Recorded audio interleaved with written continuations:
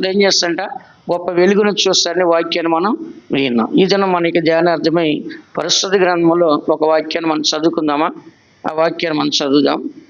ఫిలిప్పీయులకు రాసిన పత్రిక 4వ అధ్యాయం 13వ వాక్యాన్ని ఒకసారి చదువుకుందాం. నన్ను బలపరచు వాని యందే నేను సమస్తమును చేయగలను. ఇక్కడ మనం చదువుచున్న వాక్యంలో ఈ యొక్క సత్యాన్ని మనం చదువుచున్నాం. పౌలు గారు చెప్తున్నారు, నన్ను బలపరచు వాని యందే నేను సమస్తము చేయగలను అని చెప్తున్నాడు. కాబట్టి పౌలు గారు ఒక బలమైన సేవకుడు. ఆయన మంచి భక్తిగల కుటుంబంలో పెంచబడినవాడు. వాళ్ళకి రోమన్ సిటిజన్ కూడా ఉంది ఆ రోజుల్లో. ఏ సిటిజన్ అంట? రోమన్ సిటిజన్ కూడా వాళ్ళకు ఉంది ఆ దినాల్లో. కానీ ఆయన పుట్టింది మాత్రం బెంజమిన్ గోత్రమే. గమాలీలు అంటే అప్పట్లో బైబిల్ ట్రైనింగ్ ఇచ్చాను ఆయన. ప్రపంచవ్యాప్తంగా గమాలీలు అంటే ఆయన ఫేమస్ అప్పట్లో. ఆ గమాలీలు పాదముల యొద్ద కూర్చొని ఆ ట్రైనింగ్ తీసుకున్న బైబిల్ కూడా. ధర్మశాస్త్రం అంతా బాగా తెలుసు ఆయనకి. ఎవరికి? పౌలు గారికి ధర్మశాస్త్రం బాగా తెలుసు. ఇలాంటి ఒక వ్యక్తి, ధర్మశాస్త్రం అంతా తెలిసిన వ్యక్తి అయినప్పటికీ ఇప్పుడు ఇతను యేసు ప్రభుని నమ్మిన వారిని, సువార్త ప్రకటించే వారిని చంపటానికి తిరుగుతున్నాడు. ధర్మశాస్త్రం తెలుసు, మెస్సయ్య అనేది కూడా ఆయనకు తెలుసు. కానీ మెస్సయ్య ఇంకెప్పుడో వస్తాడు, ఇంకెక్కడి నుంచో వస్తాడు అనుకుని ఏం చేస్తాడంటే, యేసు ప్రభు దేవుడు కాదని చెప్పేసి వాళ్ళందరూ కూడా చంపటం ప్రారంభించాడు. మీ అందరూ తెలుసు, సౌలుని, స్టెఫన్ని చంపేశాడు. ఆ తర్వాత అననీయని చంపడానికి వెళ్ళినప్పుడు అననీయ ప్రార్థన చేశాడు, ప్రభువా నన్ను కూడా చంపడానికి వస్తున్నాడు ప్రభువా అన్నప్పుడు దేవుడు అననీయ ప్రార్థన ఆలకించి సౌలు వచ్చే దారిలోనే దేవుడు ఒక వెలుగుతో అతను దర్శించి ఆ వెలుగు ద్వారా అతను మాట్లాడి అతను తీసుకొని రక్షించినాడు. ఆ రక్షణ పొందిన తర్వాత ఎప్పుడైతే యేసుక్రీస్తు నమ్మిన వాళ్ళని చంపుతున్నాడో ఇప్పుడు ఆ వ్యక్తి ఏమన్నంటే యేసే క్రీస్తు అని సువార్త ప్రకటిస్తున్నాడు. ఏమన్నంటే యేసే క్రీస్తుని, పాపుల్లో ప్రధాన పాపుని నన్ను రక్షించే క్రీస్తు చేసి లోకానికి వచ్చి ఉన్నాడని చెప్పేసి ఆయన ప్రకటన చేస్తూ మంచిగా సేవను ప్రారంభించాడు. కొన్ని దినాల్లోనే ఆయనకి ధర్మశాస్త్రం తెలుసు కాబట్టి ఆయన మంచి ప్రసంగం చేయటం ప్రారంభించాడు. ఆయన పరిశుద్ధాత్మ అభిషేకం ఎక్కడ పొందాడు? అననీయ దగ్గర పొందాడు. బాప్తిస్మం ఉంది ఎక్కడ? అననీయ దగ్గర. పరిశుద్ధాత్మ అభిషేకం ఉంది ఎక్కడ? అననీయ దగ్గర. అక్కడి నుంచి ఆయన సేవ ప్రారంభించిన తర్వాత అన్ని వరములు కలిగి ఉన్నాడు. ఆయన అన్ని వరములు కలిగి ఉండి ఏం చేస్తాడంట, దెయ్యాలు వెళ్ళగొడుతున్నాడు, అద్భుతాలు చేస్తాడు, రోగులను స్వస్థపరుస్తున్నాడు, చనిపోయిన వాళ్ళు లేపుతున్నాడు. ఇలాగ అన్ని అద్భుతాలు చేస్తున్నప్పటికీ ఆయన లోపల మాత్రము ఒక బలహీనం ఉంది. ఆ బలహీనం ఏంటంటే కళ్ళు రెండు కూడా జబ్బుగా పట్టి ఉన్నాయి. ఆ కళ్ళల్లో ఎప్పుడు రస్సి కారుతూ ఉంటుందంట. ఏం కారుదంట? ఆ రస్సి అనేది ఎప్పుడు కారుతూ ఉంటుందంట. ఆ కళ్ళల్లో ఈగలు ముసురుతుంటాయి, చిన్న చిన్న ఈగలు కంటి చుట్టూ ముసురుతుంటే చాలా బాధపడుతుంటాడు. ఎందుకంటే ఆయన మరి ఎన్నో సంవత్సరాలు ఉపవాసం ఉండి ఆయన కన్నీళ్లు కార్చి రాత్రి పగల్లో ఆయన ప్రార్థన చేస్తున్నాడు. కాబట్టి ఆ ప్రార్థన వలన ఆ కన్నీళ్లు కార్చడం వలన అవంతా కూడా చాలా డ్యామేజ్ అయిపోయినాయి. అయితే దేవుడు అతను చెప్పాడు, ఒక ముళ్ళుగా నేను ఆ కంటిలో జబ్బు పెట్టని చెప్పాడు. అయితే ఈ యొక్క జబ్బు అనేది అతని యొక్క జీవితంలో మనం చూసినట్లయితే కనుక బలహీనంగా కనపడుతుంది. ఆ బలహీనతను బట్టి అతను ఏం చేస్తాడంటే దేవునికి 3 సార్లు ప్రార్థన చేశాడు. ప్రార్థన చేసి దేవుడే అన్నాడు, నా కృప నీకు చాలును అన్నాడు. అంతేగాని నేను స్వస్థపరిచి అన్నాడా? అనలే. ఎందుకంటే నీకు ఆ ముళ్ళు లేకపోతే నువ్వు ప్రార్థన చేయవు, సేవ చేయలేవు. కాబట్టి నీకు ఏదో ఒక ముళ్ళు ఉంటేనే నువ్వు ప్రార్థన చేస్తావు, ఒక సేవ చేస్తావు అని చెప్పేసి దేవుడు ఆయనతో మాట్లాడాడు. కానీ ఓ పక్కన ఏమవుతుంది, ఆయన ప్రసంగాలు చేస్తుంటే రక్షించబడుతున్నారు, ఆయన ప్రార్థన చేస్తుంటే పరిశుద్ధాత్మ దిగి వస్తుంది అందరి మీదకి, ఆయన ప్రార్థన చేస్తుంటే దెయ్యాలు పారిపోతున్నాయి, రోగాలు వదిలేసి వెళ్ళిపోతున్నాయి, చనిపోయిన వాడి మీద చేయబెట్టి ప్రాణం చేస్తే బతుకుతున్నాడు. ఒక సందర్భంలో సైతాన్ చెప్తుంది, యేసు ఎవరో నాకు తెలుసు, పౌలు ఎవడో కూడా నాకు తెలుసురా, మీరెవరా అంటుంది. సాతాను కూడా పౌలు గారు ఒక పరిస్థితిని ఒప్పుకుంటుంది. ఇంత పవర్ ఉన్నప్పుడు కూడా ఆయన ఏముందంట? ఒక వ్యాధి. చెప్పండి మీరు సమాధానం. ఇన్ని ఉన్నా కూడా ఆయన ఏముందంట? ఒక వ్యాధి. స్వస్థత ఉందా? లేదు. ఎందుకంటే దేవుడు తనని పరిశుద్ధపరచడానికి, సంపూర్ణంగా మార్చడానికి, అతను మంచి బలమైన ప్రార్థన చేయడానికి ఒక ముళ్ళుని దేవుడు పెట్టినట్లుగా మనం చూస్తున్నాం. అలాగే మన జీవితంలో కూడా మంచి ప్రార్థన పనులు ఉండొచ్చు, భక్తి గలవారు ఉండొచ్చు, నీతిమంతులు ఉండొచ్చు, పరిశుద్ధంగా జీవించవచ్చు, అయితే వాక్యానుసారంగా జీవించే వారిగా మనం ఉండొచ్చు. అయితే ఏదో ఒక ముళ్ళు మనకు ఉంటుంది. ఉండాలా వద్దా? మీరే చెప్పండి. ముళ్ళు కావాలా వద్దా? చెప్పండి, కావాలా వద్దా? అసలు ఉందా లేదా ముళ్ళు? ఉన్నాయా? ముళ్ళు ఉన్నాయా? కొంతమంది భర్తే ఒక ముళ్ళు, కొంతమంది భార్య ఒక ముళ్ళు, కొంతమంది పిల్లలే ఒక ముళ్ళు, కొంతమంది అత్తమ్మ ఒక ముళ్ళు, కొంతమంది తల్లిదండ్రులు ఒక ముళ్ళు, కొంతమంది అన్నదమ్ములు ఒక ముళ్ళు, కొంతమంది స్నేహితులకు ముళ్ళు, కొంతమంది రక్త సంబంధికుల ముళ్ళు, కొంతమంది బంధువులకు ముళ్ళు, ఉద్యోగస్థల్లో ముళ్ళు, చదువుకునే స్థలంలో ముళ్ళు. ఎవరో ఒక శత్రువు ఏం చేస్తాడు మనల్ని? ప్రాణాన్ని ఏం చేస్తున్నా? పొడుస్తూ విసిగిస్తూ ఉంటారు మనల్ని. కాబట్టి ఇలాంటి వారు ఉన్నప్పుడు బైబిల్ ఏంటంటే హింసించే వారి కొరకు ప్రార్థన చేయండి. హింసించే వరకు ఏం చేయాలంట? ప్రార్థన చేయండి. శత్రువు వరకు ఏం చేయాలంట? ప్రార్థన చేయండి. కీడు చేసే వారి వరకు ఏం చేయాలంట? ప్రార్థన చేయండి. ఇలాగ అందరి కొరకు ప్రార్థన చేయమని చెప్తాడు దేవుడు. ఎక్కడన్నా పగ తీర్చమని చెప్తున్నాడా? చెప్పట్లా. కుడి చెమ్మ కొడితే ఏం చేయాలంట? ఎడం చెమ్మ కూడా కొట్టించుకోండి. ఇలాగ మనం చూసినట్లయితే దేవుని యొక్క సత్యాన్ని మనం చక్కగా చదివినట్లయితే క్రైస్తవులకి ఏదో ఒక వింత సంబంధించడం కాదండి. మన మహిమగల జీవితాన్ని చేసి మహిమగల దేవుని దగ్గరికి వెళ్ళి పరలోక రాజ్యం ఉండాలంటే ఇవన్నీ మనం ఏం చేయాలంట? అనుభవించాలని చెప్పేసి దేవుని యొక్క వాక్యం చెప్తుంది. ఈరోజు క్లుప్తంగా మీకు కొన్ని విషయాలు మాత్రం నేను చెప్పాలనుకున్నాను. కాబట్టి మనం అందరం కూడా ఇలాంటి ఒక మహిమగల జీవితం చేయాలంటే దేవుని యొక్క వాక్యం ఏమని చెప్తుంది చదవండి. యోహాను సువార్త 12వ అధ్యాయం 24 వాక్యాన్ని ఒకసారి చదువుకుందాం. యోహాను సువార్త 12:24 ఒకసారి చదువుకుందాం. గోధుమ గింజ భూమిలో పడి చావకుండిన ఎడల అది ఒంటిగానే ఎండును, అది చచ్చిన ఎడల విస్తారముగా ఫలించును. ఇక్కడ మనం చదువుతున్న వాక్యంలో యేసు ప్రభు మోడల్ రోల్ ఎవరంట? యేసు ప్రభు మనకు మాదిరిగా ఉన్నాడు. ఇక్కడ పౌలు గారు ఎలాగ మాదిరిగా ఉన్నాడో ఇక్కడ యేసు ప్రభువును మనం చూసేప్పుడు ఆయన కూడా మాదిరిగా ఉన్నాడు. ఏమని మాట్లాడుతున్నాడు? 23వ వాక్యం ఏమంటున్నాడు? 23 కాదు,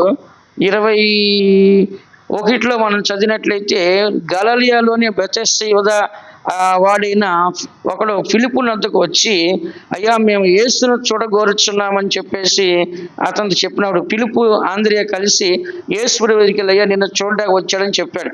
అప్పుడు 23వ వాక్యంలో యేసు ఏమన్నాడు? మనిషి కుమారుడు మహిమ పొందవలసిన గడియ వచ్చి ఉన్నది. ఇక్కడ మనం చూసినట్లయితే వాళ్ళు అడిగింది ఏమో యేసు ప్రభువును చూడాలని, యేసు ప్రభు చెప్పేదేమో మరణాన్ని గురించి. అక్కడ సంబంధం ఉందా? వాళ్ళు అడిగింది ఏమో యేసు ప్రభువును చూడాలని, కానీ యేసు ప్రభు ఏం చెప్తున్నాడు? మరణాన్ని గురించి చెప్తున్నాడు. మనిషి కుమారుడు మహిమ పొందవలసిన గడి వచ్చింది అంటే ఏంటి? చనిపోయే సమయం వచ్చిందని చెప్తున్నాడు. కాబట్టి అందరూ చూడడానికి వస్తున్నారు, మహిమపరచాక వస్తున్నారు.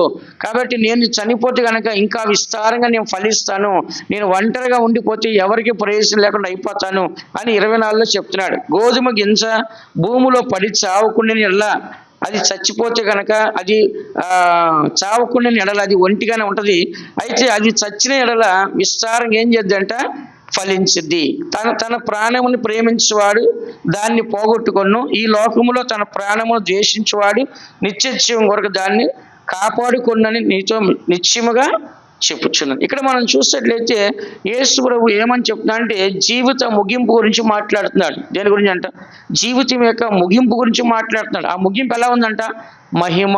చెప్పండి అందరూ, మహిమ. చనిపోవటం మహిమలోకి ప్రవేశిస్తా అంటున్నాడు ఆయన.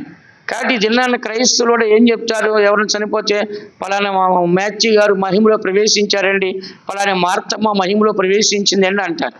కానీ లోకస్తులు ఏమంటారు? చచ్చిపోయాడు, మరణించాడు అంటారు. కానీ ఇక్కడ మనమేమంటున్నాము? క్రీస్తునందు నిద్రించారు అంటున్నాం. కొంతమందిని క్రీస్తునందు నిద్రించారు, కొంతమంది ప్రభువునందు నిద్రించారు, కొంతమంది మహిమలో చేర్చబడ్డారు అని చెప్పేసి మనం చెప్తున్నాం. కాబట్టి యేసు ప్రభు ఏమన్నా అంటే నేను మహిమ పొందాల్సిన సమయం వచ్చింది, నేను మహిమలో ప్రవేశించే సమయం వచ్చింది. గోధుమ గింజ భూమిలో పడి చావుకుని ఎళ్ళ అది ఒంటిగా నిలిచిపోద్ది, అది చచ్చిన ఎళ్ళ విస్తారంగా ఫలించింది. అంటే ఇప్పుడు మనము అన్ని మార్గంలో వెళ్ళాలా వద్దా? యేసు ప్రభు అన్నాడు నేను అందరికీ ప్రయోజనంగా మారాలి అంటే నేను మరణించాలంటున్నాడు. దానికి ఎగ్జాంపుల్ గోధుమ గింజ చెప్పాడు. ఒక గోధుమ గింజ ఒకటే ఉంటే ఒకటిగా ఉండిపోద్ది, అది భూమిలో పడి చచ్చిపోతే కనుక మళ్ళీ గోధుమ చెట్టు వస్తే విస్తారంగా ఒక 50 గోధుమలో 100 గోధుమలు వస్తాయి. కాబట్టి నేను ఒంటరిగా ఉంటే ఎవరికి ప్రయోజనం ఉన్నాను కదా, నేను చనిపోతే అనేకులకి ప్రయోజనం ఉంటాను. కాబట్టి యేసు ప్రభు మరణించడానికి ఎందుకు ఇష్టపడ్డాడు? ప్రజలందరి కొరకు నేను ప్రయోజకుడిగా ఉండాలి, అందరి పాపాలని భరించాలి, అందరి శాపాలు భరించాలి, అందరి దోషాలు భరించాలి, అందరి వ్యాధులు భరించాలి. కాబట్టి వీళ్ళందరి కోసం నేను మరణించి నేనైతే ఎక్కడికి వెళ్తున్నాను? ఆయన చచ్చిపోయాడు మన అందరి పాపాల కోసం, శాపాల కోసం, అన్నిటి కోసం. అయితే ఆయన నష్టపోయాడా? నష్టపోలేదు. ఆయన ఒక మహిమగా వెళ్తున్నాడు అక్కడ. ఒకటి ఆయనకి లాభంగా ఉంది, రెండు ఆయన వలన మనకి లాభంగా ఉంది. అలాగే మన జీవితంలో కొన్ని సందర్భాల్లో మనం ఎవరికి ప్రవేశంగా లేవని మనం అనుకుంటాము, కానీ మన జీవితం అనేకులకు ప్రవేశకరంగా కనపడుతుంది. అదే సమయాన్ని మనం కూడా ఆ కష్ట మార్గంలో వెళ్ళినప్పుడు మన శరీరం కూడా ఎలా ఉంటుందంట? మహిమ గల శరీరంగా పరలోక రాజ్యంలో దేవునికి సింహాసనంలో కనపడుద్ది. అందుకని మన అందరం కూడా ఎప్పుడు కూడా మరణం విషయంలో, జీవిత ముగింపు విషయంలో నిరాశ పడకూడదు. ఏం చేయకూడదు చెప్పండి? నిరాశపడదు. అయ్యో నేను చచ్చిపోతానా, అయ్యో నేను చావొస్తుందా, అయ్యో నేను మరణిస్తానా, అయ్యో అని చెప్పేసి ఎప్పుడు కూడా మనము అలా అవిశ్వాసంతో మనం కనపడకూడదు. అందుకే యేసు ప్రభు చూడడానికి వచ్చారని చెప్పినప్పుడు ఏమంటున్నాడు అక్కడ ఆయన? గోధుమ గింజ భూమిలో పడి చావుకున్న ఎడల అది ఒంటిగానే నిలిచిండును, అయితే అది చచ్చిన ఎడల విస్తారంగా ఫలించును, తన ప్రాణమును ప్రేమించేవాడు దాన్ని పోగొట్టుకొను. ఈ లోకంలో తన ప్రాణమును ద్వేషించేవాడు నిత్య జీవం కొరకు దాన్ని కాపాడుకొను. కాబట్టి ఇక్కడ మనం చదువుతున్నాం. ఒకటి ఆయన గురించి ఎగ్జాంపుల్ చెప్పాడు, రెండోది మన గురించి కూడా ఎగ్జాంపుల్ చెప్తున్నాడు. ఒకటి ఆయన గురించి ఎగ్జాంపుల్ చెప్పాడు, రెండోది మన గురించి ఎగ్జాంపుల్ చెప్తున్నాడు. ఏమని చెప్తున్నాడు ఆయన? తన ప్రాణమును ప్రేమించేవాడు దాన్ని ఏం చేస్తాడంట? పోగొట్టుకుంటాడు. కానీ ఈ లోకంలో తన ప్రాణాన్ని ద్వేషించేవాడు ఏం చేస్తాడంట? నిత్య జీవం కొరకు దాన్ని ఏం చేస్తాడంట? కాపాడుకుంటాడు. అందుకని మన అందరం కూడా పరలోక రాజ్యంలో, ఆ మహిమలో, ఆ నిత్య జీవములో దేవునితో ఉండాలి అంటే కనుక ఈ లోకంలో మన జీవితము త్యాగ జీవితం ఉండాలి. ఏ జీవితం అంట? త్యాగము ఉండాలి. ప్రజల కొరకు అవ్వచ్చు, కుటుంబం కొరకు అవ్వచ్చు, నీ కొరకు అవ్వచ్చు, ఏదైనా సరే నీలో ఒక త్యాగం అనేది ఉన్నప్పుడు ఆ త్యాగము ద్వారా నీవు ఒక దినాన్న మహిమలో కానీ నిత్య జీవంలో ఉండడానికి అవకాశము ఉంటుంది. కాబట్టి ఇక్కడ యేసు ప్రభువు త్యాగం చేసి గోధుమ గింజగా చచ్చిపోతా అని చెప్తున్నాడు. అలాగే మనల్ని కూడా ప్రేమించవద్దు, ప్రాణాన్ని ఏం చేయాలంట? ద్వేషించండి. ద్వేషిస్తే మీకు ఏం దొరికిద్దంట? నిత్య జీవము. చెప్పండి అందరూ, ఏం దొరికిందంట? నిత్య జీవం దొరికిద్ది. అందుకని మన అందరూ కూడా క్రైస్తవులుగా మారాము, క్రీస్తులకు వచ్చాము, కానీ మన జీవితము శ్రమలతో ఉంది, కష్టములతో ఉంది, బాధలతో ఉందని ఎక్కడ నిరాశపడొద్దండి. నీ జీవితంలో ప్రతి ఒక్క కార్యానికి కూడా దేవుడి దగ్గర లెక్క ఉంది. ప్రతి కార్యానికి దేవుని దగ్గర ప్రతిఫలం అనేది దేవుడు ఇస్తున్నాడు. కాబట్టి ఎక్కడ కూడా మనము అలసిపోకుండా, సొమ్మసిల్లిపోకుండా మనం ముందుకు సాగిపోవాలని చెప్పి ఇక్కడ మనం చదువుతున్నాం. అందుకని మత్తయి సువార్త 10వ అధ్యాయము 39వ వాక్యంలో యేసు ప్రభు ఇక్కడ కూడా ఒక మాట చెప్పాడు. మత్తయి సువార్త 10వ అధ్యాయం 39వ వాక్యాన్ని ఒకసారి చదవండి. తన ప్రాణము దక్కించుకునివాడు దాన్ని పోగొట్టుకొనును, కానీ నా నిమిత్తము తన ప్రాణము పోగొట్టుకునివాడు దాన్ని దక్కించుకొనును. ఇక్కడ మనం చదువుతున్నాం, తన ప్రాణము దక్కించుకునేవాడు అంటే తన ప్రాణాన్ని కాపాడుకోవాలనుకునేవాడు ఆ నిత్య జీవాన్ని పోగొట్టుకుంటాడు, కానీ నా నిమిత్తము తన ప్రాణాన్ని పోగొట్టుకునేవాడు దాన్ని ఏం చేస్తాడంట? దక్కించుకుంటాడు. ఏంటది? కింద చదువుతున్న 38లో తన సిలువను ఎత్తుకొని నన్ను వెంబడింపని వాడు నాకు పాత్రుడు కాదు. కానీ సిలువ అంటే ఏంటి? శ్రమలు. ఏమంట? సిలువ అంటే ఏంటి చెప్పండి? శ్రమలు. చాలా మంది ఏం చేస్తారు? సిలువ బొమ్మ పెట్టుకుంటారు ఇంట్లో. కొంతమంది ఏం చేస్తారు? సిలువ బొమ్మ పెట్టుకోరు. ఎందుకని? సిలువ అంటే శ్రమలు, ఆ బొమ్మ ఉండగానే ఎక్కువ శ్రమలు వస్తాయని చెప్పి ఏం చేస్తారు? సిలువ పెట్టుకోరు, వాక్యాన్ని పెట్టుకుంటారు. కొంతమంది దేవుడు బొమ్మ పెట్టుకుంటారు, కానీ సిలువని మెడలో వేసుకున్నారు కొంతమంది స్టైల్గా. విన్నారా? కొంతమంది చెవులు కూడా పెట్టుకుంటారు సిలువని చైన్ లాగా వేసుకొని చెవులకి, కొంతమంది మెడకి, కొంతమంది చేతులు కూడా సిలువలాగా బ్రాస్లైట్లు కూడా పెట్టుకుంటారు కొంతమంది. కానీ సిలువ అంటే దాని అర్థం అంటే శ్రమలు. ఏమంట? ఇక్కడ యేసు ప్రభువు సిలువ వేయబడక ముందుగానే చెప్తున్నాడు. ఇక్కడ సిలువ ఎత్తుకొని, తన సిలువ ఎత్తుకొని అంటే ప్రతి వాడికి ఒక సిలువ అనేది ఉంది. చెప్పండి అందరూ, ఏముందంట? ప్రతి వాడికి ఒక సిలువ అనేది ఉంది. ప్రతి వాడు శ్రమల మార్గంలో వెళ్ళాలి. తన సిలువను ఎత్తుకొని నన్ను వెంబడించాలి. ఎవరిని? యేసు ప్రభువును. మనకు ముందుగా ఆయన సిలువ ఎత్తుకొని మనకు ముందుగా మాదిరిగా వెళ్ళాడు. కాబట్టి ఆయనతో పాటు మనం కూడా ఏం చేయాలంటే సిలువను ఎత్తుకొని మనం కూడా ఆయన వెంబడించి శ్రమలకు మనం ఏం చేయాలంట? సిలువ వేయబడిన వాడికి కనపడాలి. ఇక్కడ చదువుతున్నాము, తన ప్రాణాన్ని దక్కించుకున్న వాడు దాన్ని పోగొట్టుకుంటాడు, కానీ తన ప్రాణము దేవుని నిమిత్తం పోగొట్టుకున్నవాడు దాన్ని ఏం చేస్తాడంట? దక్కించుకుంటాడు. తన ప్రాణాన్ని ప్రేమించేవాడు పోగొట్టుకుంటాడు, కానీ దేవుని నిమిత్తం తన ప్రాణాన్ని పోగొట్టుకునేవాడు దక్కించుకుంటాడు. అందుకని మన అందరం కూడా ఈ ముళ్ళు అనేది మనకు ఉందనుకోండి, సపోజ్ దాని విషయంలో మనం సంతోషపడాలి. దేవుడు నా జీవితాన్ని సంపూర్ణంగా మారుస్తున్నాడు, ఇదే దానికి అర్థము. ఏ శోధన లేకపోతే నాలో జై జీవితం లేదు. ఏదో ఒక ముళ్ళు ఉంటే నా వెనకాల ఒక విజయం అనేది నేను సాధించాకే వీలవుతుంది. విజయం సాధించాలంటే ఒక ముళ్ళు నాకు ఉండాలని చెప్పేసి ప్రతిరోజు ఏం చేయాలంటే మనము ప్రార్థనలో ఎదగాలి. పౌలు చెప్తున్నాడు 2 కొరింథీ రాసిన పత్రిక 12వ అధ్యాయంలో ఆ మాట చదవండి అమ్మా. దేవుడు నా సాతానుని నా శరీరంలో ఒక ముళ్ళుగా పెట్టాడు. 12:5 2 కొరింథీ 12వ అధ్యాయం 7వ వాక్యం చదవండి. నాకు కలిగిన ప్రత్యక్షతలు బహు విశేషముగా ఉన్నందున నేను అత్యధికముగా హెచ్చిపోకుండు నిమిత్తము నాకు శరీరములో ఒక ముళ్ళు, నేను అత్యధికముగా హెచ్చిపోకుండు నిమిత్తము నన్ను నలగగొట్టుటకు సాతాను యొక్క దూతగా ఉంచబడెను. ఇక్కడ మనం చదువుతున్నాము, ఆయన ఏమంటున్నాడంటే నేను అత్యధికముగా హెచ్చిపోకుండానట్లు, ఏమంట, నేను అత్యధికంగా హెచ్చిపోకున్నట్లు నా శరీరంలో ఒక ముళ్ళు, నేను అత్యధికంగా హెచ్చిపోకున్నట్లు నిమిత్తము నన్ను నలగగొట్టడానికి సాతాను యొక్క దూతగా ఉంచబడిందంట. అంటే మన జీవితంలో ఎప్పుడు కూడా హెచ్చింపు, గర్వము, అహంకారం రాకుండా దేవుడు ఏం చేస్తాడంటే ఒక ముళ్ళు పెడతాడంట. ఏ ముళ్ళు? ఏ ముళ్ళు అంట? నలగొట్టే ముళ్ళు. ఏ ముళ్ళు అంట? ఏ గర్వం అయితే ఉందో, ఏ అహంకారం అయితే ఉందో, ఏ హెచ్చింపు అయితే మన జీవితం ఉంటుందో దానివల్ల మనం నష్టపోతాం. కాబట్టి దాన్ని నలగొట్టడానికి దేవుడు ఏం చేస్తాడు? సాతాను ముళ్ళుని పెడతాడు. కొన్నిసార్లు చూడండి, మనిషి బాగా గర్వించినప్పుడు ఏం చేస్తాడు? సైతాన్ని పంపిస్తాడు దేవుడు. అప్పుడు సాతాను ఏం చేద్ది? ఏదో ఒక శోధన పెట్టగానే వాడు అహంకారంతో అణిగి, అయ్యో యేసు ప్రభు, అయ్యో దేవుడా, పాస్టర్ గారు ఎక్కడున్నారు, అక్కగారు ఎక్కడున్నారు అని చెప్పి చర్చికి రావటం, ప్రాణం చేయించుకోవడం. చర్చికి రానోడు ఏం చేస్తాడు? ఆ రోజున వస్తాడు. ఎందుకని? సైతాన్ని పోయి ఏదో ఒకటి చేస్తాడు. కానీ దేవుడు అలాంటి పనులు చేస్తాడా? దేవుడు చెడు పనులు చేస్తాడా? చేయడు. సైతానికి అప్పగిస్తాడు. కాబట్టి ఇక్కడ చదువుతున్న వాక్యంలో పౌలు అంటున్నాడు, నాకు గర్వం రాకుండా, నాకు హెచ్చింపు రాకుండా దేవుడు నన్ను నలగొట్టక ఏం చేస్తాడంటే సాతాన్ని నా శరీరంలో ఒక ముళ్ళులాగా పెట్టి నన్ను ఏం చేస్తాడంట? ప్రతి నిమిషము నలగొడుతున్నాడు. అందుకే పౌలు చెప్పాడు మరొక స్థలంలో, నా శరీరాన్ని లోబర్చుకొని దాన్ని ఏం చేస్తాడంట? నల్లగా కొడుతాను అంటున్నాడు. ఏం చేస్తాడంట? తన శరీరాన్ని ఏం చేస్తాడంట? ఆయన లోబర్చుకొని దాన్ని ఏం చేస్తాడంట? నల్లగా కొడుతున్నాను చెప్పేసి మాట్లాడుతున్నాడు. చూడండి ఆ మాట ఎక్కడది? 1 కొరింథీ 9వ అధ్యాయము 27వ వాక్యం. 1 కొరింథీ రాసిన పత్రిక 9వ అధ్యాయము 27వ వాక్యం మీరు చదవచ్చు.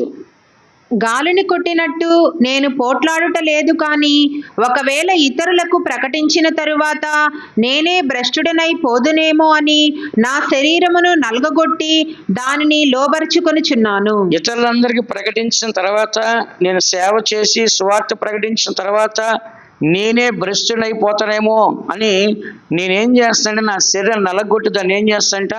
లోపరుచుకున్నాను. అంటే ఇతరులకు చెప్పిన తర్వాత నేను చెడిపోయి, ఇతరులకు చెప్పిన తర్వాత నేను గర్వించి, నేను అహంకరించి, నేను ఎక్కడ పరలోకాన్ని కోల్పోతానని చెప్పి నేను అలాంటి హెచ్చింపు రాకుండా ఉండటానికి కోసం ఏం చేస్తానంట? ప్రతిరోజు కూడా ఆయన శరీరాన్ని ఏం చేస్తానంట? నల్లగా కొట్టి దాన్ని ఏం చేస్తానంట? లోపరుచుకున్నాడు. ఎక్కడ గర్వం రాకుండా, ఎక్కడ అహంకారం రాకుండా, ఎక్కడ తిరుగుబాటు రాకుండా, ఎక్కడ హెచ్చింపు రాకుండా, అతిశయం రాకుండా ఏం చేస్తాడంటే తన శరీరాన్ని ఎక్కడ గర్వం వచ్చిందో, మనసులోనా, హృదయంలోనా, ఆలోచనలోనా, కాలంలోనా ఎక్కడైతే వచ్చిందో దాన్ని ఏం చేస్తాడు? ఆయన నలగొట్టుకొని దాన్ని ఏం చేస్తాడు? శరీరాన్ని లోబర్చుకున్నారు. మన జీవితంలో ఒక తప్పు జరగాల్సిన సందర్భం వచ్చింది అనుకోండి, సాతాను మన శరీరాన్ని ప్రేరేపిస్తుంది అనుకోండి, లేకుంటే సాతానే వచ్చి మనల్ని పోరాడుతుంది అనుకోండి, అలాంటి సందర్భం మనం ఏం చేయాలంటే శరీరాన్ని ఏం చేయాలంట? నలగొట్టుకోవాలి. పేతురు గారు ఒక మాట చెప్పాడు. ఏం చెప్పాడు? పాపముతో పోరాడినప్పుడు రక్తము కారునంతగా పోరాడండి అని చెప్పాడు. ఏం చెప్పాడంట? పాపముతో పోరాడినప్పుడు ఏం చేయాలంట? రక్తము కారునంతగా పోరాడితే ఇక ఆ శరీర ఆశలు మనము నెరవేర్చని చెప్పాడు. పౌలు గారు ఒక మాట చెప్పాడు హెబ్రీకి. ఏమని చెప్పాడు? రక్తము కారునంతగా మీరు పోరాడితే ఇక అది మిమ్మల్ని ఎదిరించలేదని చెప్పాడు. పౌలు గారు ఒక మాట హెబ్రీలో చెప్పాడు 11వ అధ్యాయంలో. పేతురు గారు 4వ అధ్యాయంలో ఆయన చెప్తున్నాడు. కాబట్టి మన జీవితంలో ఒక జయ జీవితం రావాలంటే ఒక పోరాటం ఉండాలా వద్దా? యుద్ధం ఉంటే కదా జయం అనేది ఉంటుంది. యుద్ధం జయం వస్తా రాదు. కాబట్టి మన జీవితంలో ఏదైనా ఒక పోరాటం ఉన్నప్పుడు ఆ పోరాటాలు ఏం చేయాలంటే మనము గెలవాలి. కొంతమందికి పోట్లాడితే నెమ్మదిగా ఉంటుందంట. పోట్లాడితే ఎలా ఉంటుందంట? వాళ్ళ మైండ్ అంతా ఫ్రీ అయిపోయి లోపల ఉన్నంత బయటకు వచ్చేసి మంచిగా ఫ్రెష్ అయిపోతారంట. ఏమైతే పోట్లాడేది, లేకుంటే పోట్లాడకపోతే అంత స్టాక్ ఉండదు. వాళ్ళ మీద కోపము, ద్వేషము, కక్ష, విరోధము, శత్రుత్వం ఇవన్నీ స్టాక్ ఉంటుంది. ఎప్పుడైతే గొడవ అయ్యిద్దో రిలీఫ్ అయిపోద్ది అంట వాళ్ళ బాడీ. ఎందుకని? అన్నీ కక్కేస్తారు. ఇక అన్ని చిట్టేసి ఏం చేస్తారు, అన్ని మొత్తము కక్కేస్తారు. కక్కేసేప్పుడు అన్నీ ఏమవుతాయంటే బయటికి వెళ్ళిపోతాయి. అలాగే ఇక్కడ మనం చదువుతున్న వాక్యంలో దేవుని బిడ్డలైన మనం ఈ సత్యాన్ని చదువుతున్నాం. ఇలాగే మనం పోరాటంలో గెలవాలి అంటే కనుక ఒక పోరాటం మనకు ఉండాలి.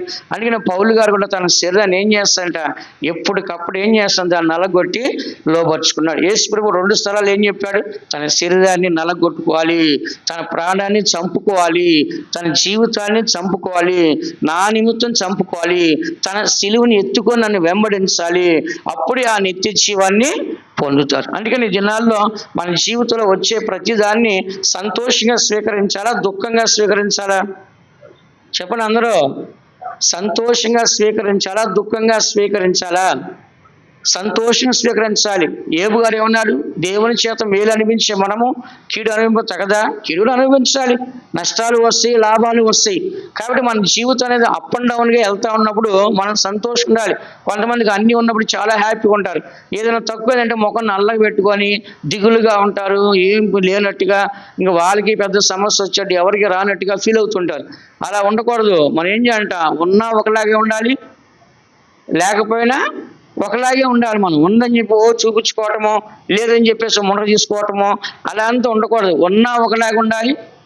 చెప్పండి. లేకపోతే కొంతమంది డబ్బు బాగున్నప్పుడు ఒకటే సంతోషం, ఆనందం, అందరితో మాటలు, ఏది పడితే అది కొనుక్కోవడం, ఏది పడితే అది తినటం. అదే డబ్బులు అయినప్పుడు ఏమంట, ఒకటే దుఃఖము, ఒక నల్లగా పెట్టి ఎవరితో మాట్లాడరు, ఎక్కడికి వెళ్ళరు, ఏం కొనరు, ఏం తినరు. అలా ఉండకూడదు మనం. ఎప్పుడు కూడా ఒక లెవెల్గా మనం ఏం చేయాలి, మన జీవితాన్ని బ్యాలెన్స్గా పోవాలి.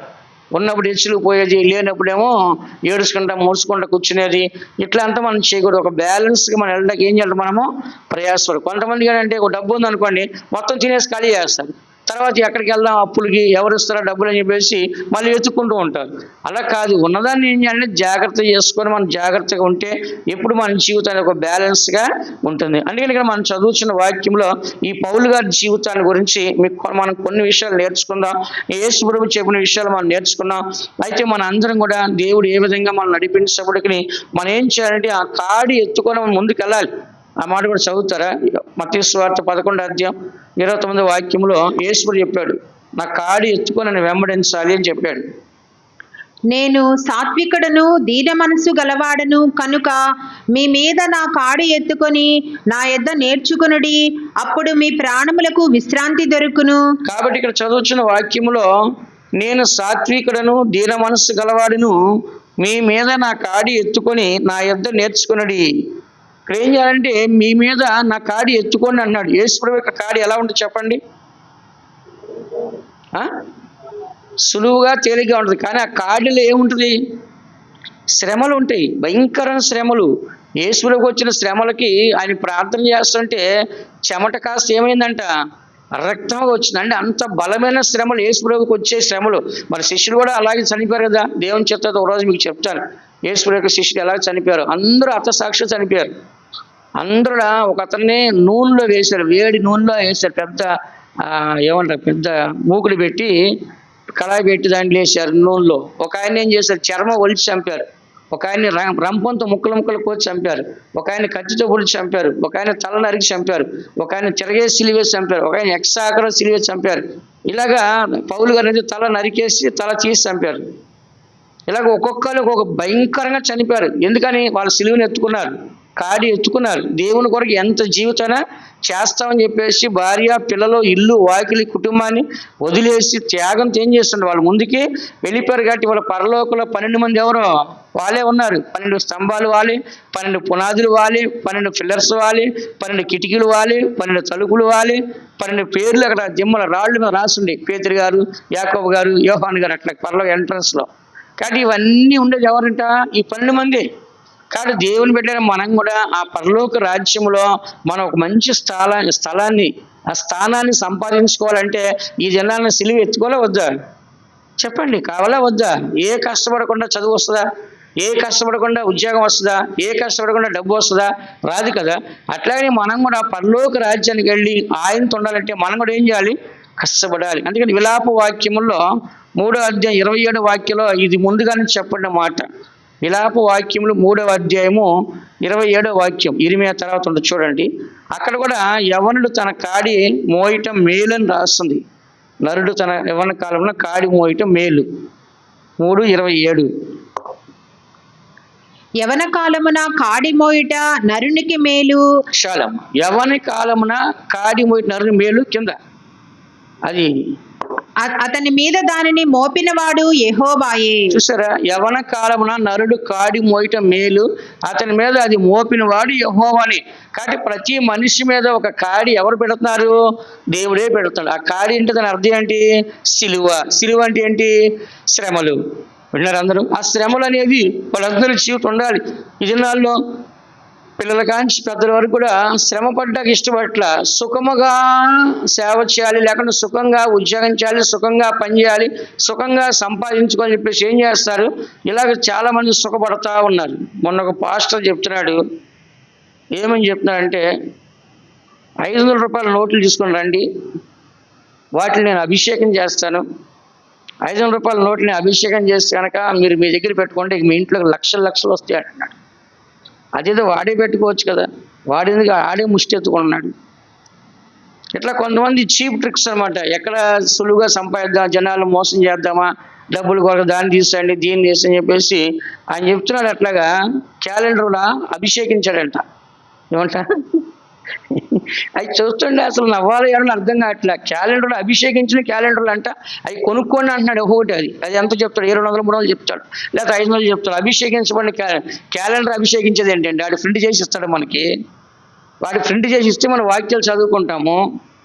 ఎందుకంటే సుఖముగా సంపాదించాలంటున్నారు. చాలామందికి అట్లాంటి తేలిగ్గా డబ్బు సంపాదించాలని చెప్పేసి ఇలాంటి చీప్ ట్రిక్స్ అన్నీ ఏం చేస్తారంట ప్లే చేస్తూ ఉన్నారు. దయచేసి ఇలాంటివన్నీ నమ్మమాకండి. దేవుడు అలా ఎక్కడ చెప్పడా?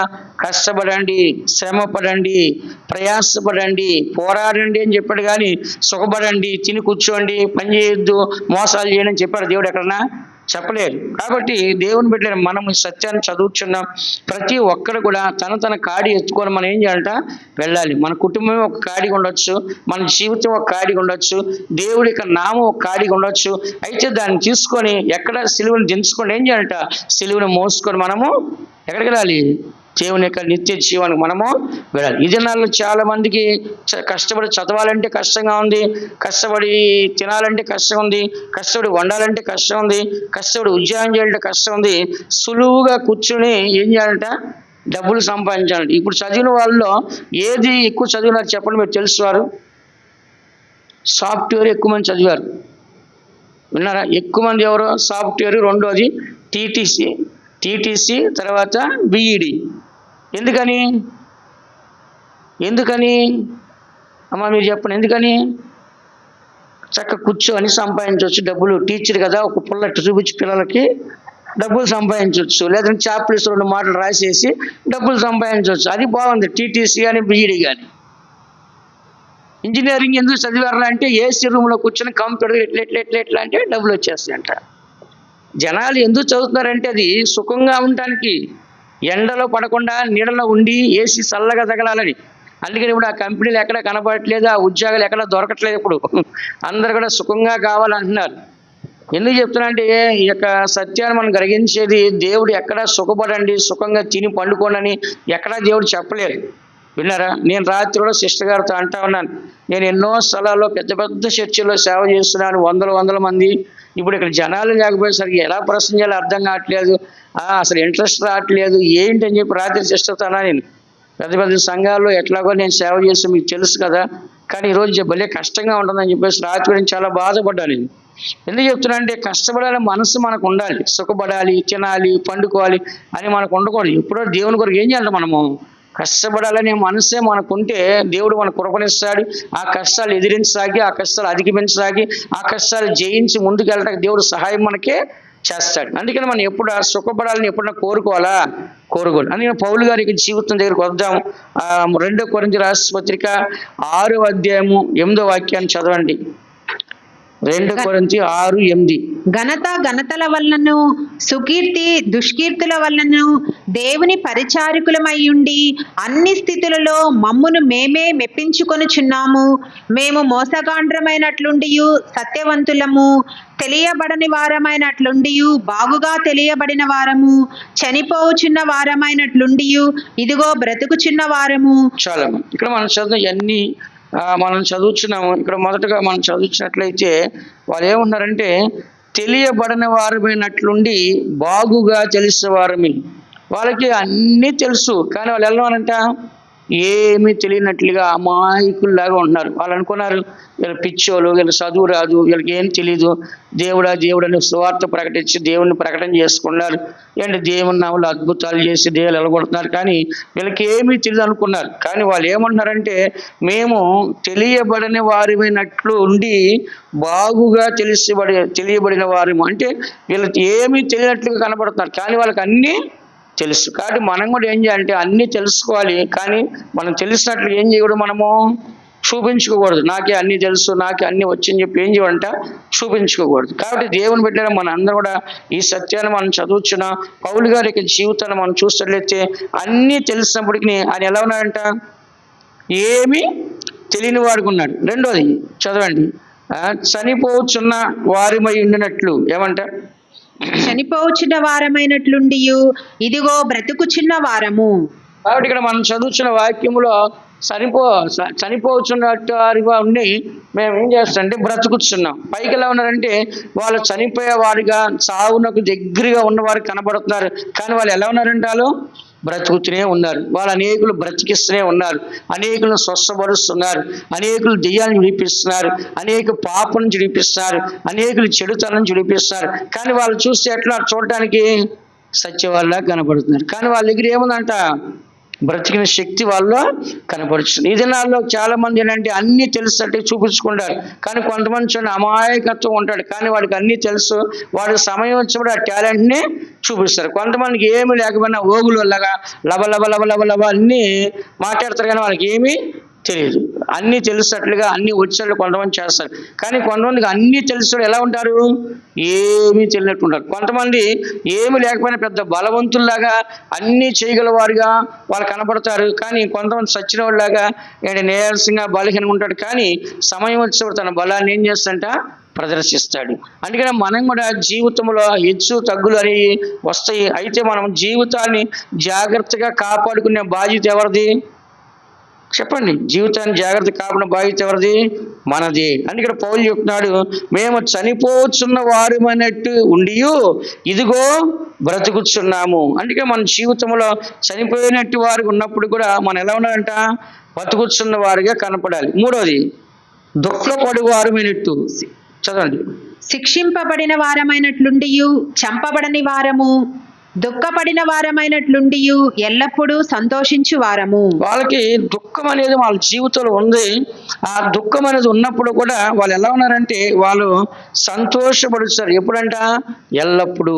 మన జీవితంలో మనుషులు మాటల వల్ల దుఃఖం వస్తుంది, మనుషుల క్రియల వల్ల దుఃఖం వస్తుంది, మనుషుల ప్రవక్తల వల్ల దుఃఖం వస్తుంది. ఇలాగ మనం చూసేట్లేదు ఎంతోమంది వాళ్ళు చేసే కార్యాల వల్ల ఏమొస్తుందంటే చాలా దుఃఖం మనకు వస్తుంది. విరోధుల వలన, శత్రువుల వలన, పగవారి వలన ఇలాగ మనకి ఎన్నోసార్లు దుఃఖం వస్తుంది. అయితే మనం అలాగే దుఃఖంలో కృంగిపోతుంటాం, మునిగిపోతుంటాం. అయితే పౌలు గారు అంటున్నారు, మాకు ఎన్ని దుఃఖాలు వచ్చినప్పుడు కూడా మేము ఎల్లప్పుడు ఎలా ఉన్నాంట సంతోషంగా. పౌలు గారిని ఏం చేశారు, ఊరు బయట పారేశారు, రాళ్ళతో కొట్టి ఒళ్ళంతా పచ్చి పుండు చేసి చచ్చిపోయి బయట పారేశారు. మళ్ళీ లేచి వచ్చాడు, మళ్ళీ ఇంకోసారి కొరడాతో కొట్టారు, 40 దెబ్బలు 39 కొట్టారు కొరడాతో, మళ్ళీ 39 కొట్టారు, మళ్ళీ 39 కొట్టారు. మొత్తం 3 39 ఎంత? 3 30 90, 3 9 ఎంత? 27. 27ను 90 ఎంత? 117. 117 సార్లు ఆయన ఏం చేస్తారంట కొరడాలతో కొట్టారు. కొరడాలతో అంత బలంగా కొట్టినప్పుడు కూడా ఆయన లేచి మళ్ళీ సేవ చేస్తాడు. రాళ్ళతో కొడితే మళ్ళీ సేవ చేస్తాడు. సముద్రంలో 3 రాత్రులు 3 పగళ్ళు ఈత కొట్టి కొట్టి కొట్టి బద్దలైపోయిన తర్వాత మళ్ళీ వచ్చాడు బయటికి. 3 రాత్రులు వాళ్ళు ఈత కొట్టాడు ఆయన. పాముల మధ్యలో, జర్రుల మధ్యలో, తేళ్ల మధ్యలో అడవిల్లో ఎడారుల్లో తిండి లేక నిద్ర లేక ఉపవాసాలతో ఆయన ఎన్ని కష్టాలు పడ్డాడంటే అన్ని మార్గాల్లో నాకు ఎందుకు ఈ సేవ ఆయన కోట్లు ఆస్తుంది. ఎవరికి? పౌలు గారికి కోట్ల ఆస్తుంది. రోమన్ సిటిజన్ వాళ్ళకి. అప్పుడు రోమన్ గవర్నమెంట్ ప్రపంచంతో పరిపాలన చేస్తుంది. అలాంటి గవర్నమెంట్ ఉన్నప్పుడు రోమన్ సిటిజన్ ఆయనకు ఉంది. ఇప్పుడు మనకి అమెరికన్ సిటిజన్ అంటే ఎట్లా ఉంటుంది మనకి? చెప్పండి, అమెరికన్ సిటిజన్ అంటే ఎట్లా ఉంటుంది మనకి? అంతకన్నా గొప్పది ఇంకోటి ఉంది ఇండియాలో, ప్రపంచంలో లేదు. అలాగనే అప్పట్లో రోమన్ సిటిజన్ ఆయనకు ఉంది. అంత డబ్బు ఉంది ఆయనకి. అయినా కూడా అన్నీ వదిలేసి ఎవరి కొరకు శ్రమ పడుతున్నాడు? దేవుని కొరకు సిలువ ఎత్తుకొని, దేవుని యొక్క సిలువని ఎత్తుకొని, ఆయన సిలువని ఎత్తుకొని కాడి ఎత్తుకొని ఏం చేస్తాడంట? సంతోషంగా ఆయన వెళ్తాడు. ఎక్కడన్నా అధైర్యపడ్డా? ఎక్కడన్నా భయపడ్డా? ఎక్కడన్నా వెనక్కి తిరిగి చూస్తాడా? చూడలా. విశ్వాసంతో పరిగెడుతున్నాను. ఏం చేస్తాడంట? విశ్వాసంతో నేను పరిగెడుతున్నాను, మంచి పోరాటం నేను పోరాడుతున్నాను, నీతిగల కిరీటం నా కొరకు ఉంది అని చెప్పి ఆయన మంచి నిరీక్షణ కలిగి ఆ యొక్క గురిని చూస్తున్నాడు. గురి ఎద్దుకే పరిగెడుతుందని చెప్తున్నాడు. కానీ ఎక్కడన్నా అవిశ్వాసపడినట్లు రాసిన బైబిల్లో రాయబడ్డ. ఎక్కడ వెనక్కి తిరిగిన సింహంలాగా వెనక్కి తిరగకుండానే ఆయన ధైర్యంగా ముందుకే వెళ్ళిపోయినాడు. నాలుగోదిగా మనం చూస్తే దరిద్రులమై ఉన్నట్టు అంటున్నాడు. చదవండి. దరిద్రులమైనట్లుండి అనేకులకు ఐశ్వర్యము కలిగించు వారము. చూడండి, వాళ్ళేమో చూస్తాక దరిద్రులు, వాళ్ళ దగ్గర రూపాయి డబ్బులు లేవు. కానీ వాళ్ళు ప్రార్థన చేసి ఏమవుతుంది? స్వస్థతలు వస్తున్నాయి, దెయ్యాలు పారిపోతున్నాయి, చనిపోయిన వాళ్ళు లెగుస్తున్నారు. ఆయన ఒంటి మీద తగిన కర్చీఫ్ తీసుకెళ్ళి ఎవరికైనా అలా వేస్తే ఆ మనిషికి ఇలా తగిలిచ్చి కర్చీఫ్ తీసుకెళ్ళి వాళ్ళ మీద వేస్తే ఏమైందంట? అది రోగమైన పారిపోద్ది, దెయ్యమైన పారిపోద్ది, చచ్చినోడు ఏం చేస్తాడంట? లెగుస్తాడు. అందుకని ఈ మధ్యకాలంలో కొంతమంది కర్చీఫ్లు అమ్ముతారు. పాస్టర్లు ఏముందారంట? ప్రార్థన చేసి ఏం చేస్తారంట? కర్చీఫ్లు అమ్ముతున్నారు, కొంతమంది వాటర్ బాటిల్ అమ్ముతున్నారు, కొంతమంది నూనె బాటిల్ అమ్ముతున్నారు. ఇంకేం అమ్ముతారమ్మా? బనానాస్ అమ్ముతాడు మళ్ళీ. చూడండి, ఇవన్నీ అమ్ముతున్నారు, వ్యాపారాలు చేస్తున్నారు. ఇప్పుడు దేవుడు చెప్పాడు ఆ రోజు, నా తండ్రి ఇంటిని వ్యాపార గృహంగా చేశారని. ఇప్పుడు ఏం చేస్తారు? అందరూ కలిసి వ్యాపారాలు చేస్తున్నారు. ఇదో నేను బైబిల్ తెచ్చి ఇచ్చాను, బైబిల్ నేను మానేశాను. మళ్ళీ నేను వ్యాపారం చేస్తాను. నేనే తీసుకొచ్చి మీకు ఆ రేటుకి ఇస్తాను. బయట ఏమో హోల్సేల్ తీసుకొచ్చి మీకు అదే రేటుకి ఇస్తాను. నేనే రూపాయి లాభం తీసుకోను. కానీ అది కూడా ఒక వ్యాపారం చెప్పి నన్ను ఎక్కడ అల్లరి చేస్తారో, బైబిల్ అమ్ముకొని బతుకుతున్నాడు, సేవ చేసే గతి లేక అంటారేమో అని నేనేం చేస్తాను, అవి కూడా తీసేసాను. ఇప్పుడు ఎవరు కావాలంటే వాళ్ళు అక్కడ ఏబిఎంకి వెళ్ళి కొనుక్కోవచ్చు, ఇబ్బంది రెడీగా అమ్ముతారు ఎప్పుడు. కాబట్టి ఎందుకు చెప్తున్నారంటే ఈ దినాల్లో వ్యాపారం చేస్తారు. కానీ వాళ్ళు చూడండి, ఎంత కష్టమైన మార్గాలు ఉన్నప్పటికీ, వాళ్ళు దరిద్రులు కనబడినప్పటికీ వాళ్ళు ఐశ్వర్యంతులు ఉన్నారు. బలహీనమైనప్పటికీ ఏమన్నారు? వాళ్ళు ఉన్నతమైన దుర్గాల్ని పడద్రోయగలిగే శక్తి ఉందంట. ఏ శక్తి అంట? వాళ్ళు చూడడానికి బలహీనులుగా ఉన్నప్పటికీ వాళ్ళు ఎలా ఉన్నారంట? చదవండి అన్నమాట. 2 కొరింథీ 10:4 చదవండి. మా యుద్ధోపకరణములు శరీర సంబంధమైనవి కావు కాని దేవుని ఎదుట దుర్గములను పడద్రోయచాలినంత బలము కలవై ఉన్నవి. ఇక్కడ మనం చదువుతున్న వాక్యంలో మా యుద్ధోపకరణములు శరీర సంబంధమైనవి కావు, మా యొక్క ఆయుధాలన్నీ కూడా శరీర సంబంధమైనవి కావు. కానీ మా యొక్క ఆయుధాలు ఎలాంటి అంటే దేవుని ఎదుట దుర్గములు పడద్రోయజాలినంత బలము గలవయ్యి. చూసారా?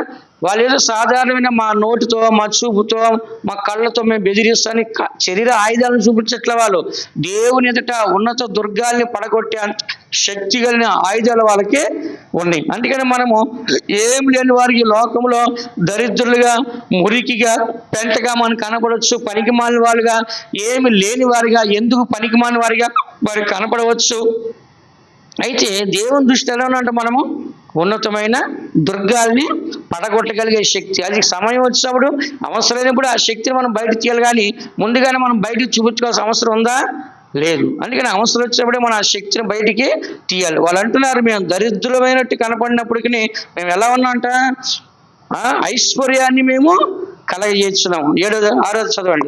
ఏమీయూ లేని వారమైనట్లుండి సమస్తమును కలిగిన వారము. ఏమీ లేని వారిగా ఉన్నప్పటికీ సమస్తాన్ని మేము కలిగిన వారు.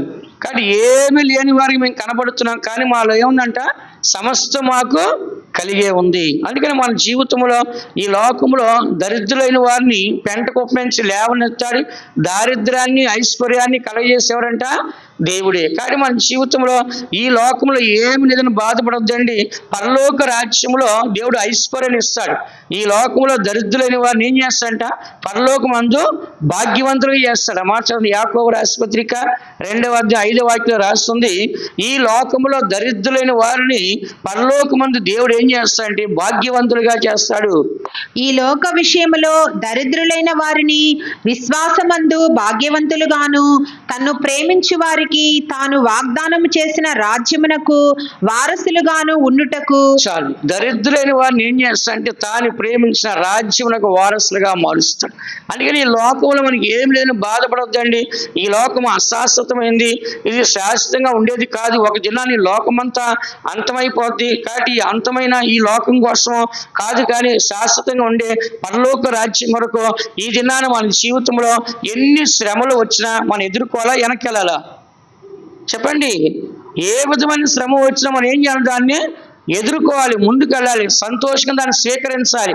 దేవుడు నా కొరకు సమస్తాన్ని చేసి వహించి ముగించున్నాడు. కానీ దేవుని కొరకు ఎంతో కొంత నా వంతు నేనేం చేయాలి, పడాలి అంటున్నాడు. పౌలు గారు ఏమంటున్నాడు ఫిలిప్పీ రాష్ట్రపత్రుల్లో, క్రీస్తు పడిన పాటలో కొదువైన వాటిని నా వంతు నా శరీరం అందు నేను చేయించును అంటున్నాడు. అమాట చదవండి. క్రీస్తు పడిన శ్రమల్లో నా వంతు కొదువైన వాటిని నేను భరిస్తున్నాను. ఫిలిప్పీ రాసిన పత్రిక 4:14 అయినను చదవండి. అయినను నా శ్రమలో మీరు పాలు పుచ్చుకొనున్నది మంచి పని. 11 నాకు కొదువ కలిగినందున క్రీస్తు పడిన పాటలో కొదువైన వాటిని నా కొలస్సీ 1:24 సారి కొలస్సీ 1:24 కొలస్సీ 1:24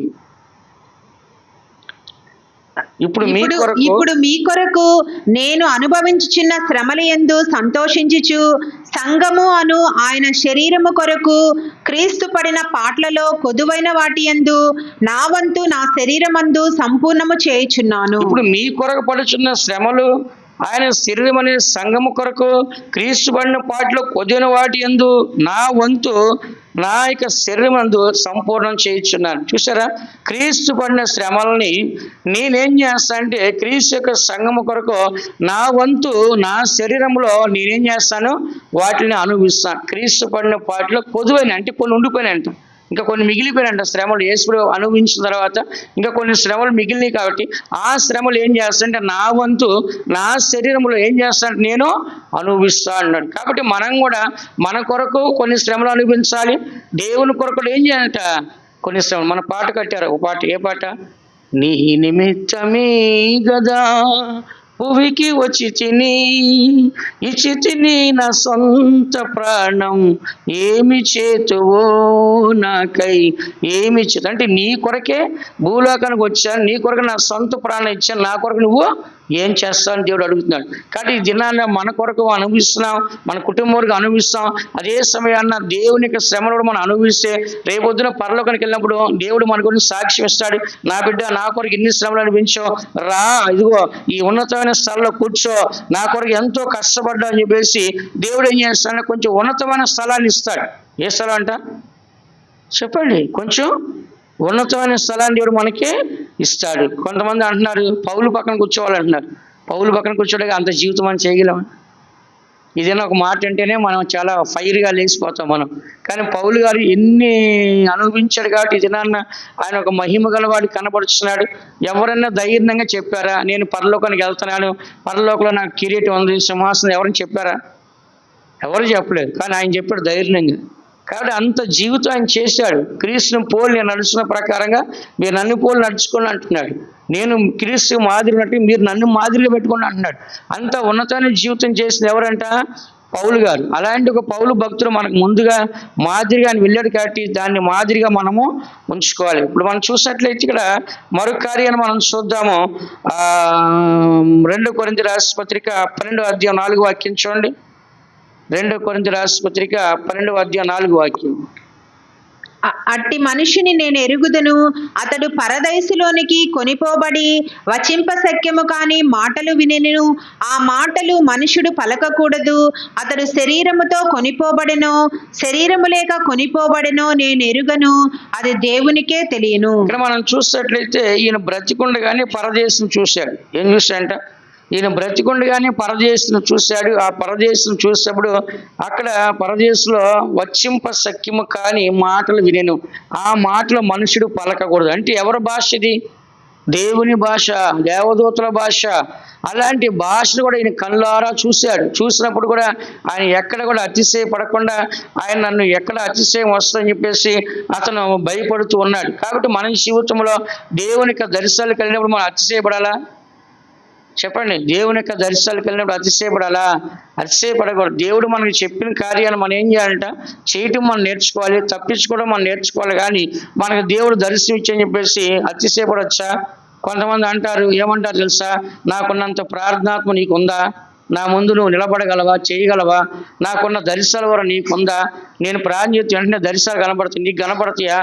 నేను ప్రార్థన చేస్తే నాకు వెంటనే ప్రవచనం వస్తుంది, నీకు ప్రవచనం వస్తుందా అని చెప్పి ఏం చేస్తే ఎదుటి వాళ్ళని ఎగతాళి చేయడానికి, ఎదుటి వాళ్ళ దగ్గర వాళ్ళ బలాలను చూపించడానికి ప్రయాసపడతారు. కానీ మనం అలా ప్రయాసపడచ్చా? అలాగే ప్రయాసపడదు. పౌలు గారు ఏమంటున్నాడు? ఇంత గొప్ప భాషను విన్నప్పటికీ చూసినప్పటికీ అది నేను మనుషుడు మాట్లాడకూడని భాష అని చెప్పేసి తను ఎక్కడికక్కడ తగ్గించుకున్నాడు. కానీ ఎక్కడ అతిశయపడ్డా? అతిశయపడ్డా. మరొక మాట చదువుదాం, కింద 10వ వాక్యం చదవండి. నేనెప్పుడు బలహీనుడనో అప్పుడే బలవంతుడను కనుక క్రీస్తు నిమిత్తము నాకు కలిగిన బలహీనతలలోను, నిందలలోను, ఇబ్బందులలోను, హింసలలోను, ఉపద్రవములోను నేను సంతోషించుచున్నాను. ఇక్కడ మనం చూసినట్లయితే ఆయన ఏమంటున్నాడు? నేను ఎప్పుడు బలహీనంగా ఉంటున్నానో అప్పుడే బలవంతుని. ఇదేంటి విచిత్రంగా లేదా? ఎప్పుడు బలవంతుడిగా ఉంటానో అప్పుడు బలవంతుడు అంటే బాగుంటుంది. ఈయనేమంటున్నాడు? ఎప్పుడు బలహీనుడినో అప్పుడు బలవంతుడు అంటున్నాడు. అంటే బలహీనతలను ఏం చేస్తున్నాయినా బలంగా తీసుకుంటున్నాడు, బలహీనతల్లో సంతోషిస్తున్నాడు, బలహీనతలో ఆనందిస్తున్నాడు. అంటే కష్టములో, శ్రమల్లో ఆనందిస్తున్నాడు. మనమైతే ఏం చేస్తాం? బలంగా ఉన్నప్పుడు సంతోషంగా ఉంటాం, బలహీనంగా ఉన్నప్పుడు మూలన పడిపోతాం. ఏమవుతుంట? మూలన పడిపోతాం. అంటే చదువుచున్న క్రీస్తు నిమిత్తము నాకు కలిగిన బలహీనతల్లో, నిందల్లో, ఇబ్బందుల్లో, హింసల్లో, ఉపద్రవాల్లో నేను సంతోషపడుతున్నాను. ఎక్కడ కూడా ఆయన దుఃఖపడలేదు. మనమైతే ఏం చేస్తాం? చిన్న చిన్న శ్రమల రంగాన్ని దేవుని నమ్ముకున్నాము, చర్చికి వెళ్తున్నాము, బాప్టిసం పొందాము, ప్రార్థన చేస్తున్నాము, అభిషేకం పొందాము, ప్రవచిస్తున్నాము. అయితే ఇవన్నీ మనకి ఎందుకు వస్తాయని చెప్పి మనం అనుకుంటున్నాం. మరి పౌలు గారిని అలా తీసుకుంటే ఆయన ప్రార్థన చేస్తే దెయ్యాలు పోతున్నాయి, రోగాలు స్వస్థమవుతున్నాయి, చనిపోయిన వాళ్ళు లెగుస్తున్నారు, ఆయన ప్రసంగం చేస్తే పాపులు రక్షించబడుతున్నారు, ఆయన పరలోకానికి వెళ్ళి చూసి వస్తున్నాడు, భూమి మీద ధర్మశాస్త్రం మొత్తం తెలుసు, ఆయన దేవుని కొరకు బలంగా సేవ చేస్తాడు. ఎక్కడైనా ఆయన అతిశయపడ్డాడండి? ఎక్కడ కూడా అతిశయపడ్డా. కాబట్టి ఈ దినాల్లో మనకి ఎన్ని ఉన్నా, ఎన్ని తెలిసినా, ఎన్ని వచ్చినా మనం ఉన్నట్టుగా చూపించుకోవాలా, రానట్టుగా చూపించుకోవాలా? చెప్పండి. రానట్టుగానే చూపించుకోవాలి. ఏం చేయాలంట? రానట్టుగానే చూపించుకోవాలి. కాబట్టి ఉందని మనం చూపించుకోవాల్సిన అవసరము లేదు. అందుకని పౌలు చెప్తున్నాడు, నేను ఎప్పుడు బలహీనో బలహీనతల్లో ఆయన సంతోషపడతాడు. అందుకని మనకు బలహీన వచ్చిందండి, దేవుడు నాకు ముళ్ళు పెట్టాడు, నేను ప్రార్థన జీవితం తగ్గిపోయింది, నేను ప్రార్థన చేయాలని శోధన నాకు పెట్టాడని చెప్పి మనం ఏం చేయాలి? ప్రార్థన చేయడం ప్రారంభించాలి. అయ్యో నాకు విశ్వాసం తగ్గిపోయింది, అందుకే వ్యాధి నాకు వచ్చింది, నేను విశ్వాసంతో ప్రార్థన చేసి వ్యాధిని జయించే ముందుకే వెళ్ళాలి. అయ్యో నాకు కృప తగ్గిపోయింది, నా జీవితంలో కృపను కోల్పోయని చెప్పేసి ఉపవాసం ఉండి మనం ప్రార్థన చేయాలి. అయ్యో నాకు విశ్వాసం తగ్గిపోయింది, కార్యాలు జరగట్లా అని చెప్పి దాని కొరకు ఏం చేయాలంటే పోరాడి ప్రార్థన చేయాలి. కాబట్టి ఎక్కడ కూడా మనం అధైర్యపడకూడదు. ఎప్పుడు కూడా మనం ఎలా అంటే బలవంతులుగా ఉండాలి. దీంట్లో చదువమ్మా 13వ అధ్యాయం 2 కొరింథీ రాసిన పత్రిక 13వ అధ్యాయం 2 కొరింథీ రాసిన పత్రిక 13వ అధ్యాయం 3వ వాక్యం చదవండి. క్రీస్తు నాయందు పలుకుచున్నాడని రుజువు కోరుచున్నారా? ఆయన మీ ఎడల బలహీనుడు కాడు కాని మీ యందు శక్తిమంతుడై ఉన్నాడు. బలహీనతను బట్టి ఆయన సిలువ వేయబడును గాని దేవుని శక్తిని బట్టి జీవించుచున్నాడు. మేమును ఆయన యందుండి బలహీనులమై ఉన్నాము కానీ మీ ఎడల దేవుని శక్తిని బట్టి ఆయనతో కూడా జీవము కలవారము. హల్లెలూయా. కాబట్టి ఇక్కడ మనం చూసేది క్రీస్తు మీ ఎడల బలహీనుడిగా ఉన్నాడని మీరు అనుకుంటున్నారా? ఆయన మీ ఎడల బలహీనుడు కాడు, ఆయన మీ యందు శక్తివంతుడై ఉన్నాడు. బలహీనతను బట్టి ఆయన సిలువేయబడినా కాదు, దేవుని శక్తిని బట్టి జీవించున్నాడు. మేము ఆయన యందుండి బలహీన విన్నాము కానీ మీ ఎడల దేవుని శక్తిని బట్టి ఆయనతో కూడా ఎలా ఉన్నాంట బలవంతులున్నాం. కాబట్టి మనం ఎప్పుడు కూడా మన బలం ఎక్కడ దాగి ఉంది? దేవుళ్ళలో దాగింది. అవసరమైనప్పుడు ఆ బలాన్ని తీయాలి. ప్రతి వాడికి గన్ను ఉంటుంది, కత్తి ఉంటుంది అనుకోండి. సపోజ్ పద్దాగా తీసి చూపించాలి, నా దగ్గర కత్తి ఉంది, నా దగ్గర గన్ను ఉందని. ఎప్పుడు చేయాలి? అవసరమైనప్పుడు చేయాలి. అలాగనే మనలో దేవుని శక్తి ఉంది, అభిషేకం ఉంది, బలం ఉంది. మనం ఎప్పుడు చేయాలి చెప్పండి? అవసరమైనప్పుడు చేయాలి. ఎప్పుడు చేయాలంట? అవసరమైనప్పుడు చేయాలి. అన్నీ నాకు తెలిసి చెప్పేసి మనం చేయకూడదు. కాబట్టి ఇక్కడ చదువుతున్నాం, మేము క్రీస్తునందుండి బలహీనలు ఉన్నాం కానీ దేవుని శక్తిని బట్టి మేము ఎలా ఉన్నాంట బలవంతులుగానే ఉన్నాం. అందుకని పౌలు చెప్పాడు కదా, ఏమన్నాడైనా, నేను ఎప్పుడు బలహీనో అప్పుడే బలవంతుడు. కాబట్టి మనం మొట్టమొదటిగా చదివిన వాక్యాన్ని చదివిన మనము, నన్ను బలపరచువానేంది, నేను సమస్తము చేయగలను. అందరి కళ్ళు మూసుకోండి. ఈ ఉదయకాల సమయాన్న దేవుని యొక్క సన్నిధికి వచ్చి మనం కూడా ఈ యొక్క సత్యాన్ని మనం చదువుచున్నాం. దేవుడు చెప్తున్నాడు, గోధుమ గింజ భూమిలో పడి చస్తేనే కానీ అది ప్రవేశంగా విస్తారంగా ఫలించదు, లేకపోతే ఒంటిగానే మిగిలిపోద్ది. తన ప్రాణాన్ని పోగొట్టుకున్నవాడు దాన్ని రక్షించుకున్నాను దేవుడు చెప్తున్నాడు. కాబట్టి మనం మన యొక్క జీవితంలో ఇలాగా అనేకుల కొరకు లేదా దేవుని నామం కొరకు మన నిమిత్తము పరలోక నిమిత్తము మరణించినప్పుడు సంతోషంగా మరణించండి. మీకు కష్టముల్లో వెళ్తున్నారా, దుఃఖంలో వెళ్తున్నారా, వ్యాధిలో వెళ్తున్నారా, బాధల్లో వెళ్తున్నారా, కన్నీరులో వెళ్తున్నారా, పోరాటం వెళ్తున్నారా? ముందుగా పౌలు గారు మన కొరకు జీవించాడు. దానికి ముందుగా యేసు ప్రభు కూడా మన కొరకు జీవించి, నేను గోధుమ గింజవలే చచ్చిపోవచ్చాను, నేను మహిమ పొందవలసిన సమయం వచ్చింది, నేను మహిమ పొందిన పరలోకానికి వెళ్తున్నాను, అనేకులకు విస్తారంగా ఫలించడం కోసమే నేను మరణిస్తానని చెప్పాడు. యేసు ప్రభు మాదిరిగా ఉన్నాడు, పౌలు గారు మాదిరిగా ఉన్నాడు. ఇది నాన్న మనం కూడా మాదిరిగా ముందుకు సాగిపోవాలి. తన కాడి ఎత్తుకొని, తన సిలువను ఎత్తుకొని ప్రతి వాడు వెంబడించాలని దేవుడు చెప్తున్నాడు. కాబట్టి నీ జీవితంలో, నీ కుటుంబంలో, నీ యొక్క వ్యక్తిగతంగా ఎక్కడైతే నీకు వస్తున్నాయో వాటిలో దుఃఖపడకుండా, అధైర్యపడకుండా పౌలు గారు ఎన్ని బాధలు వెళ్ళినా అన్నీ నేర్చుకున్నాడు. మీకు దేవుని చెప్తాను. ఇంకోసారి ఇంకా కొన్ని విషయాలు మీకు చెప్తాను. పౌలు గారు చెప్తున్నారు, దీన స్థితిలోను సంపూర్ణ స్థితిలోను ఉంటాను నేను తెలుసుకున్నాను, లేమి కలిగి ఉంటా కలిమి ఉంటా నేను నేర్చుకుని ఉన్నాను. కాబట్టి ప్రతి ఒక్కరు నేను నేర్చుకున్నాను చెప్తున్నారు పౌలు గారు. మనం కూడా మన జీవితంలో జీవిత విధానం, పరలోకానికి వెళ్ళే దేవుని బిడ్డ ఏదేది నేర్చుకోవాలో దాన్ని నేర్చుకొని పరలోక రాజ్యంలో మనం ప్రవేశించకు దేవుడు మనకు సాయించను గాక, దేవుడు మనల్ని ఆశీర్వదించును గాక. శ్రమలలో సంతోషించు వారికి నిరీక్షణ కలుగునుగా, శ్రమలలో సంతోషించు వారికి నిరీక్షణ కలుగునుగా. ఇప్పటి